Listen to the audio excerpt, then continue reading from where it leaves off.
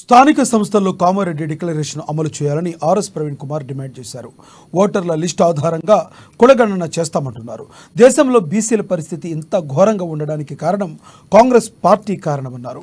రేవంత్ రెడ్డి ప్రశ్నలు అడిగిన ప్రతి ఒక్కరిని పోలీస్ స్టేషన్కి పంపించారని, కాంగ్రెస్ పార్టీకి బీసీ జనాభా గణన ఆలోచన ఉందో లేదో చెప్పాలని ప్రశ్నించారు. ఇక 6 గ్యారంటీల గారడీ లాగానే కామారెడ్డి డిక్లరేషన్ కూడా ఉంటుందని ఆయన ఎద్దేవా చేశారు.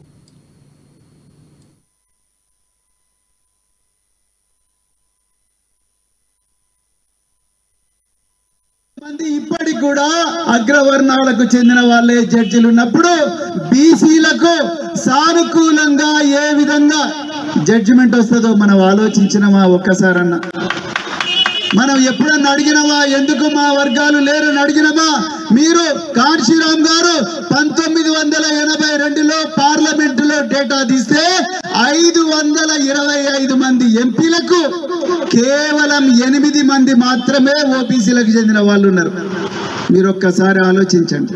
525 మంది ఎంపీలకు కేవలం 8 మందే ఓబీసీ వర్గాలకు చెందిన వాళ్ళు ఉన్నారంటే ఈ ఆధిపత్య వర్గాలు ఈ సమాజంలో 52% ఉన్న బీసీలు ఈ అధికార యంత్రాంగంలో ఉండాలని కోరుకోవడం లేదు అనేది చాలా క్లియర్ గా అర్థమవుతున్నది.